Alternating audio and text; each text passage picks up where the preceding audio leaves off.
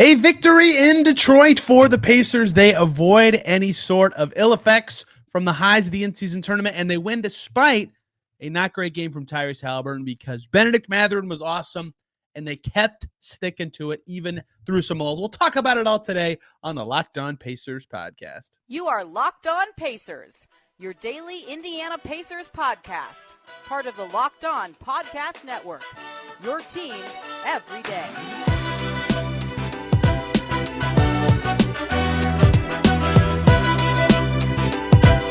Happy Tuesday, y'all, and welcome into another edition of the Locked On Pacers podcast, where we, of course, talk about the Indiana Pacers. As always, my name's Tony East. I cover the team for Forbes and SI, and today we have a lot to get to. Pacers win in Detroit. First game back from the in-season tournament highs. They keep it rolling. The championship game, not technically a regular season game. In fact, no technically about it. It's just not. So that's a 4-game winning streak for the Pacers in regular season games. Nat Newell, the Indy Star, perfectly said it. The most losses by a team in a 4-game winning streak ever, because that game that they lost did not actually count. Impressive stuff for the Pacers to get it done, and they do it in a game where Tyrese Haliburton was, quite frankly, not that great. Not that great. 2 for 6 on twos. We'll talk about all that.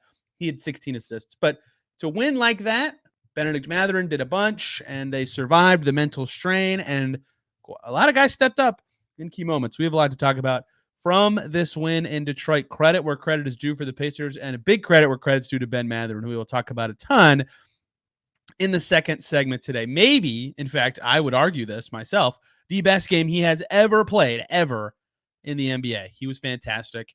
Look, beating the Pistons is beating the Pistons at this point. They have 20 losses in a row.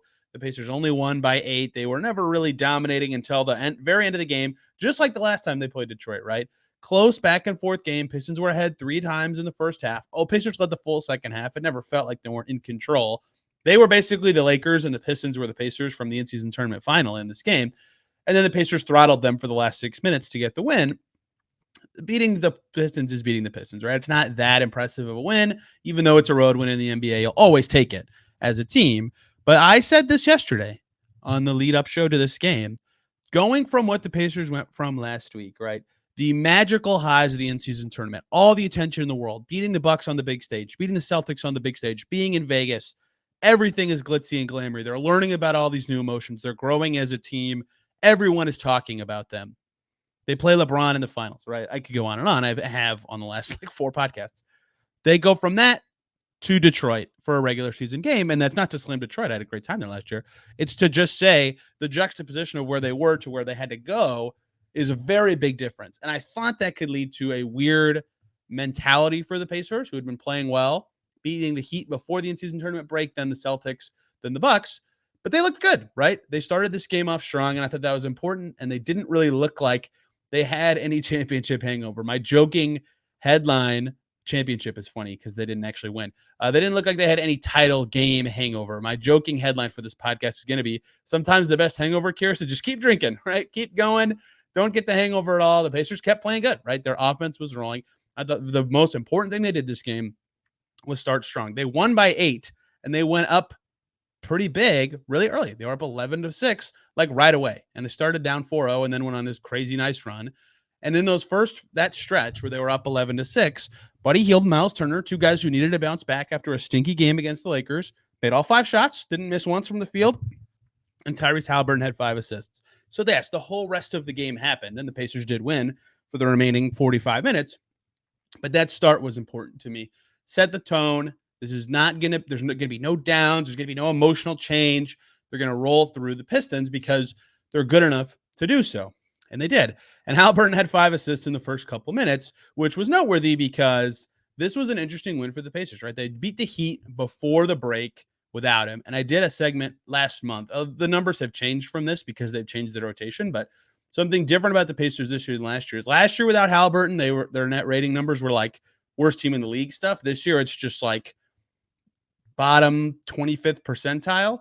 So they're better without him. Well, he played in this game, obviously. He wasn't bad, but it was definitely not a night up to his standards at all, especially scoring, right? He's averaging 27 points a game, and he had 14 in this game. He not only was he not hitting his shots, he was 5 for 12 from the field. And like I said earlier, he was 2 for 6 on twos. Like not only could he not find the spots, he couldn't finish, but the 12 number is on its own stunning, right?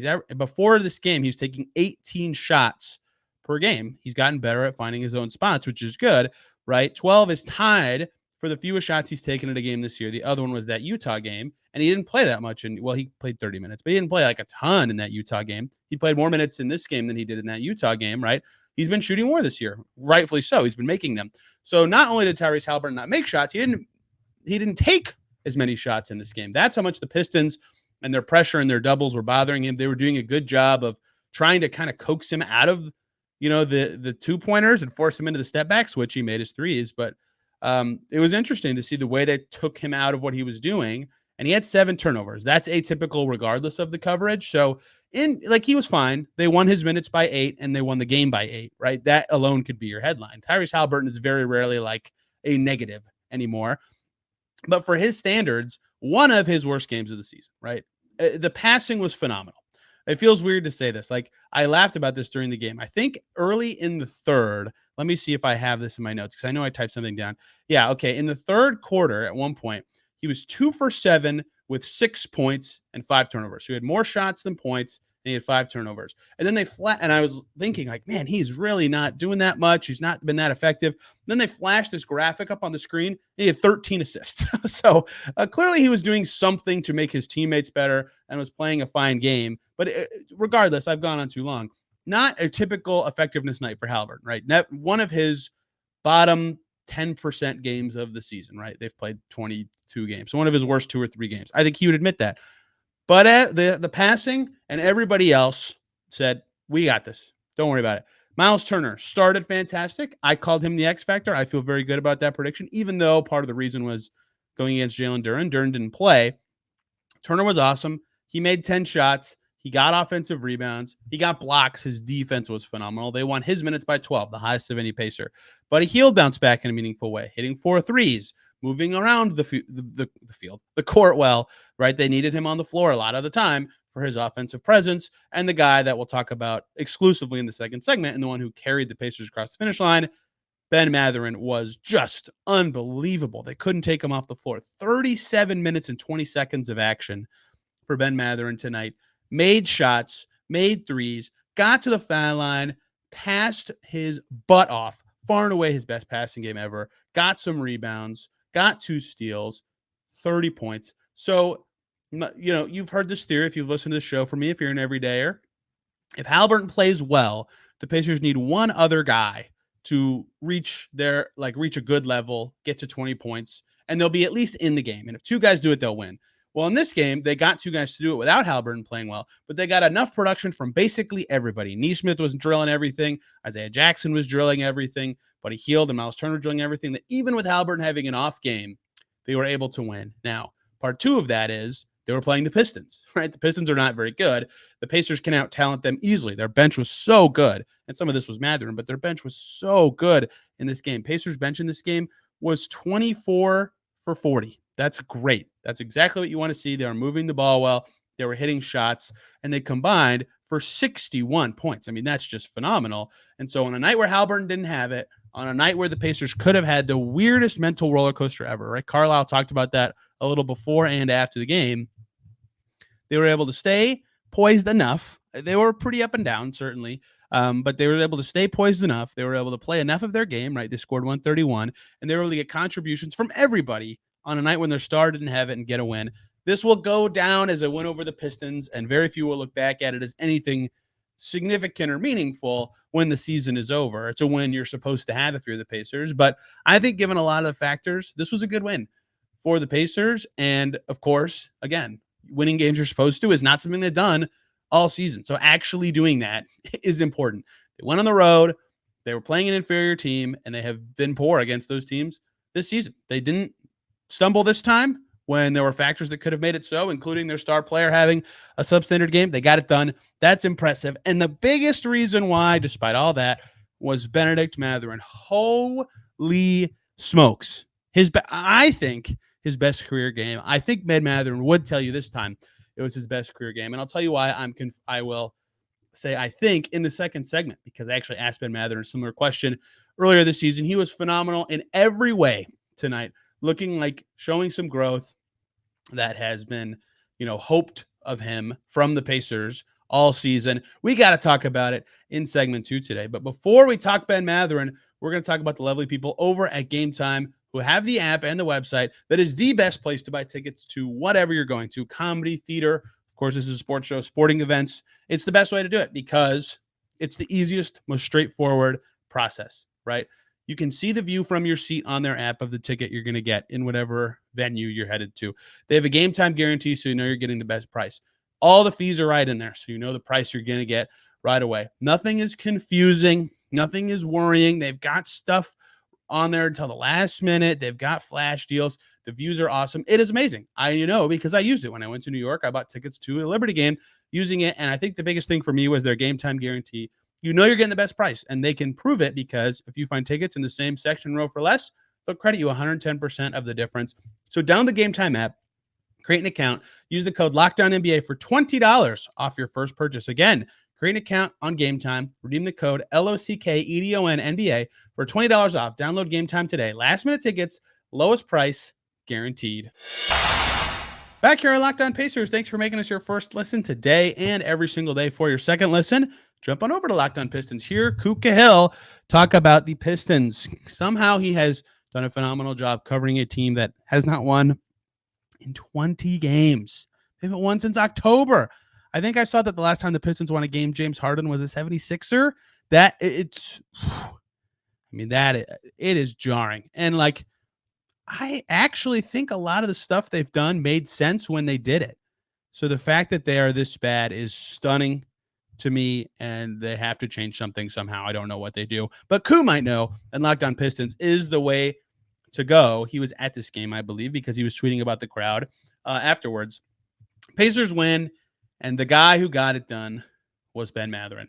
Holy moly. I know I said this before the lead-in to this second segment. I should have known that Ben Mathurin was going to have a nice game basically the second he got on the floor, because in the first quarter, he checked in for the first time, and on his very first possession, or maybe his second possession, his second possession, Bruce Brown scored his first possession. He caught it on the left wing and immediately fired this was the left wing, and immediately fired a beautiful pass into Isaiah Jackson, who scored. Like the second he caught it, no hesitation, right? And then the Pistons go down. Cade Cunningham misses a three. And then Mathurin does another awesome pass. He gets in the paint and has a nice dump-off pass to Isaiah Jackson. Ben Mathurin checked in for the first time with 6:18 to go in the first quarter. Less than 2 minutes later, he already had 2 assists. And less than 3 minutes after checking in, he made a 3 on a Tyrese Haliburton assist, who had 8 assists in the first quarter, by the way. He started perfectly. He was making his decisions right away. If you follow me on Twitter at Tony R. East, you'll see this clip tomorrow, because there was a play he did that really made me think this is what Ben Mathurin's biggest growth point is to me, right? Well, first of all, skill-wise, I've talked about how I think the passing is more important than the shooting. And in this game, the passing was there, and that's great. But more granular and specific beyond just general passing and shooting. Ben Mathurin, Kalen Cooper's talked about this very well, but to sum it up, when he knows a play's called for him and he knows what he needs to be doing, he's a lot better than kind of the Pacers free-flowing random action style. Well, so to fit in better in the Pacers style and to grow as a player in general, because doing things quicker is better than doing them slow. When he catches, sometimes he likes to turn, size up the defense, and then make his move. And sometimes that can be fine late in a shot clock or just depending on the situation. But most of the time for the Pacers, the best thing for him to do is catch and decide what to do right away. Put it on the floor, shoot, pass. Miles Turner got a lot better when he got better at this, right? It was huge for his growth. And it happened kind of the last season he overlapped with Sabonis, and then he's really grown since. Mathurin, late in the first quarter, it's about... in my notes, I have it as 3:25 to go in the second quarter. He caught it and just instantly, bam, put it on the floor, attack, bucket. And it was that's it. That is what, if he registers that quickly before the catch, what he needs to do and how to attack, that will make him way better, even at the stuff he's already good at, right? That's less important for his shot and his passing, but just being a more effective player. And so if that pairs with the reads with the passing, if that pairs with shooting, obviously that's great. But I think that's the most important thing. He was doing that in this game, but he had 3 assists in the first quarter, right? What a passing game for him alone. And that doesn't even account for his scoring, which was also phenomenal in this game. He only had 3 points in the first quarter, but he had 16 by halftime because he had 13 points in the second quarter. He continued, to be excellent in that second frame. He had an assist in the first minute. He had a running jump shot on the very next possession, right? And they were like battling at this point with the Pistons. It was a close game. They couldn't create separation, but Mathurin kept making plays. He would pull up in the lane. He would drive to the rim.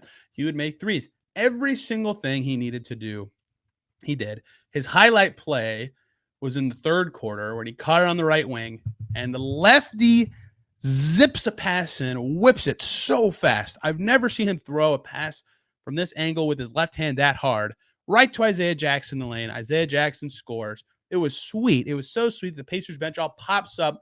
They want to celebrate, and this was sick. I didn't even realize what happened until a different angle was posted on the Pacers social media page. Tyrese Haliburton was psyched. He loves good passing, obviously. He runs over to Mathurin to celebrate, and he runs up to the 0-0 on Mathurin's jersey and covers one of the zeros.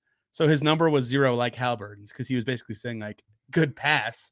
I'm a passer. It was sweet. It was a sweet celebration. It was a sweet moment because it's kind of like everything the Pacers want Mathurin to be better at was happening all at the same time, right? Which is he reads the game better. He like 2 steals, was understanding where to be on that end, was locking up guys on the ball. He played fine defensively, reading the offense perfectly, making quick decisions, both in passing and scoring, aggressive on the boards. He had 3 vital offensive rebounds in this game. That was actually a big thing for the Pacers. They got 11 offensive rebounds. He did everything they could have wanted him to do. He's always been a good rebounder for a guard, but to pair it with passing and scoring in the same game was just incredible. 8 assists was what he finished with. Prior to this game, his career high was 6. His season high this year was 5, right? So to climb over that so significantly, right? Last year, he had a 5 assist game and a 6 assist game, and all the rest were below 5. And obviously this year, even with more of a focus on passing, he's had 3 5-assist games. So in his career, which has been 100 and actually this was game 99 for him, 99 games, 5 times. So about 5%. He's been at 5 or more assists. He was at 8 today. So not only was it a career high, it was a pretty big, significant career high in the passing department. He paired it with good rebounding, and he scored 30 points. And he scored 30 points on 17 shot attempts. Not only was he making his shots, 3 for 5 from deep, 7 for 12 on twos, very efficient from everywhere. His shot chart is impressive. He got to the line. He did all the Mathurin stuff. 8 free throw attempts. Pacers only took 19 as a team. That was how the Pistons were able to hang around so much. It was a 19 free throw discrepancy. Pacers were fouling a lot. But Mathurin got to the line 8 times. He and Turner accounted for all but 5 of the Pacers' free throws. He did everything. Not only new stuff, the passing, some defense, some ways of scoring, the quick decisions, but he paired it with what makes him so good, which is the ferocious drives, getting to the rim, collapsing a defense, drawing a foul, and getting to the line. He made all the perfect decisions, right? That is exactly what they want from him. The 30 points is almost a career high, right? How many guys 100 games is 100 games.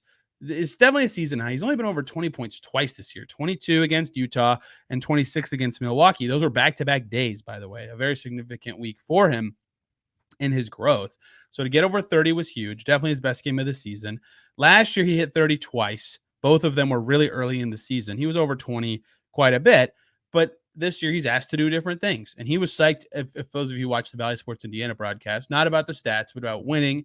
He's trying to make his game better for winning with the Pacers. He played well against the Lakers as well, right? 20 points in the in-season tournament finals. To follow that up with probably his best career game, right? Both of his 30-point games as a rookie.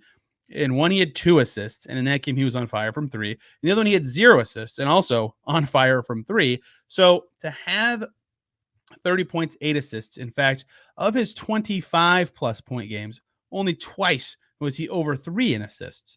So previously, I would have said his best game was the 26-point, 6-assist game he had against the Knicks in the last game of the season last year, right, statistically. Maybe his 32-point game. But this now trumps it. I mean, he was awesome in every way, especially on offense. He did all the stuff that they're asking him to add to his game and learn this year, and he did it while pairing it with all the stuff that he was good at last year. If Ben Mathurin's going to be the player that everybody hopes he can be from the Pacers side, more of those games need to happen. And he did not look uncomfortable. He did not look like they were force feeding him. He just found it all within the flow of the game, punished the Pistons. And on a night when the Pacers absolutely needed somebody to step up, Bennedict Mathurin was that guy. Very impressive game from the youngster, something that they hope they can lean on going forward. We'll see if he can follow it up. They've got Milwaukee next. We'll talk about that game tomorrow, but that's going to be a tough one. Pat Boylan's going to join us tomorrow, by the way. But that was significant for the Pacers. They've won 4 in a row. What's going right for this team? What else went well in this game? We have so much more to talk about from this win over Detroit. Before we do that and get y'all out of here, we're going to talk about the lovely people over at FanDuel. Weather's getting a little colder, very cold today in Indiana, but the NFL offers stay hot on FanDuel. If you enjoyed some Monday Night Football, the Giants beating the Packers, great for my Vikings. The Titans losing, great for the Colts in theory, although not really this year. And right now, new customers can get $150 in bonus bets with any winning $5 moneyline bet on FanDuel. How about that with the NFL season rolling? That's a great offer. $150? Are you kidding? Just with a $5 moneyline bet if your team wins? That's fantastic. If you've been thinking about joining FanDuel with the NFL, what it is right now, with the NBA season rolling through the in-season tournament, with the NHL going, there's no better time to get in on the action. The app is super easy to use. They have a wide range of betting options, including spreads, player props, over-unders, and more. And of course, a chance at $150. So visit FanDuel.com/lockdown to kick off the NFL season over on FanDuel, an official partner of the NFL. Thank you, as always, for making Locked On Pacers your first listen today and every single day. For your second listen, check out Locked On Sports today. Get the latest in 24/7 coverage from Locked On YouTube. 24/7 streaming of sports coverage. How about that? Also, I just messed up talking about FanDuel. I thought the Titans lost, but they won. That shows what I know about football. I'm wearing a baseball hat today because of Shohei Ohtani. Holy smokes. That is a crazy contract with the deferrals. I want to talk about the other sports while I can for 2 seconds. Phillies did not get Ohtani. The NL is going to be crazy now that he's on the Dodgers. I would like somebody to pay me like that, where I get a lot of money in the future when I'm no longer doing the job that I am being paid for. That is nutso. Locked On Dodgers exists if you want to hear more about that. The Pacers have won 4 games in a row, and they've done it in a very impressive way to me because they've done it differently every time, kind of, right? This is a good stretch for the Pacers. Obviously, winning is winning. Winning 4 in a row is the sign of a good team. Winning streaks are hard to do, and that was not something they were doing earlier in the season. A lot of alternating wins and losses, but since that stretch where they broke their win-loss streak by losing twice in a row to Portland and then in Miami, winning against Miami, Boston, Milwaukee, Detroit, with only one of those games in Indianapolis, huge stretch for the Pacers. Massive. Their season is stabilized. They're 13-8. Excuse me. It's twice in one show. 13-8. Phenomenal record. I mean, they are playing very well. And reminder, this comes at a time where their schedule is tough coming up. They have a little bit of an easier stretch in December. And then their January is brutal, right? They're going to stumble in January. I mean, they can beat anybody. We've seen that now from this Pacers team. But they're going to stumble a little in January, just naturally, right? They play the best teams. They go to the West Coast. They have tough back-to-backs. I'm not going to kill them for this stretch. It's just going to be hard. It's just how the NBA is. And so banking wins now, getting ahead, showing your peak, showing you can beat anybody is very valuable for your own confidence, for your standing spot, all this sort of stuff. But the standout part of this streak, to me, has been they've won them all in different ways. That's the mark of a good team, right? If a team turns off the water of your thing, this was the case last year. If teams shut down Tyrese Haliburton, remember the game in Sacramento? This is obviously the most emotional game they played in 22-23. They shut off Tyrese Haliburton's water, the Kings did. Pacers had no chance. They got smoked that game, right? That happened more than once. And he was phenomenal last year. He was an all-star. But they couldn't win without him. They went on that huge losing streak right when he got hurt. This year, they still rely on him a lot. I'm not going to shoot that down. If he gets hurt and misses some time or some other key players miss some time, yeah, they've been healthy. That's important. They're going to lose more games if he's out or if anybody's out. Duh. But the fact that they've been able to find a way in Miami to win literally without him, he did not play, and everybody stepped up. Everybody did their job. McConnell has been awesome in this winning streak. Turner was good that night. Bruce Brown had his best game of the season. Somebody stepped up, right? Haliburton, not very good against Detroit. Somebody else has to step up. Ben Mathurin, 30-point game, right? That's been huge for them. And besides this, the Celtics game they won because of their best defensive effort of the season to me. Maybe in the top 3, right? They were grinding hard on defense all night that game. And sometimes that didn't work out well for them, but a lot of the times it made their contests a little better, or they were just 5% better positionally, or they were giving that much more effort on the glass or for loose balls, whatever it was. They were locked in all night on defense. Even when they got beat or messed up, they recovered well. That was their best defensive game of the season. And obviously they still had amazing heroics in that last 90 seconds. They had the home crowd. It was amazing. But they won that game in a unique way. The Milwaukee game, they beat Giannis and Dame, right? When they beat the Bucks early in the season, I still thought it was impressive because they never beat Giannis. But the caveat was always, well, Dame didn't play. Okay, well, now the stars are both going to play. And the Pacers are just going to flat out outplay them. That game, they just hit their peak, right? They were hitting their stride, and everybody did their job. And they did it on a big stage, and they did it on ESPN, right? The thing that has made this 4-game winning streak so impressive for the Pacers is that in changing circumstance, with big stages, with guys in and out, Jalen Smith got hurt in this stretch. Andrew Nembhard got hurt in this stretch. So that's 2 rotation guys of their top 9 to recover from that. Haliburton obviously missed a game and go 4-0. The Lakers game, it sounds weird to call this a 4-game winning streak, right? They did lose a game in this stretch, although it doesn't count on the standings. But to play this well, to get this kind of experience, and to show what your peak truly can be is meaningful for this team. They clearly are better than most thought, and at least for me, especially before the, I'm included in this group, right? I predicted they'd win 40 games. They're proving that they're good. They're proving they're better than that. Their offense is legit in many circumstances. Their defense hit a new level against a quality opponent. They're, as a team, gained some valuable experience along the way. This 4-game winning streak is significant, not only because on the regular season schedule, it shows the Pacers went 4-0. It's significant because they've won in different ways. And that is the sign generally of a good team, is that you don't have just one way to win. Last year's Pacers team was a fine team. They had limited ways of winning. This year, they have more ways to win. They have more guys who are capable. That is the mark of a good team. And the Pacers are still young and ascending. They could still have some trips and falls. They're young. Their defense definitely needs some work. But they are showing signs of being a solid group. 13-8. Quite the start for the Indiana Pacers. We'll play the Bucks on Wednesday, and the Bucks are going to be motivated after the in-season tournament and after the Haliburton watch celebration, and they're very good.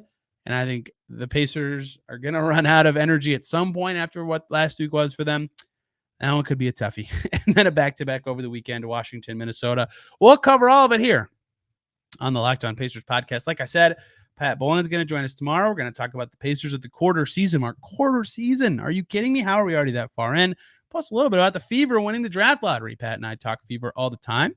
It's going to be fantastic. The Fever could be building something extremely special alongside the Pacers, same ownership group. A lot of overlap in staff. Very cool for the Fever. So that's coming up. We'll recap the Bucks game Thursday, and then Friday, like I said, we will start a little bit of of trade talks, because that's December 15th. It's the unofficial opening of trade chatter season around the NBA, and I am not immune to talking about it when that time comes. Thank y'all for listening today. Really enjoyed this show. Really enjoyed watching the Pacers play in a normal game. Once again, like I said, back tomorrow. If you want to tweet at me because I said something stupid, I'm on Twitter at Tony R. East. This show is on there at Locked On Pacers. Also, you can reach me by commenting if you're watching down on YouTube. Thank y'all for listening. Have a fantastic rest of your day. We'll see you tomorrow.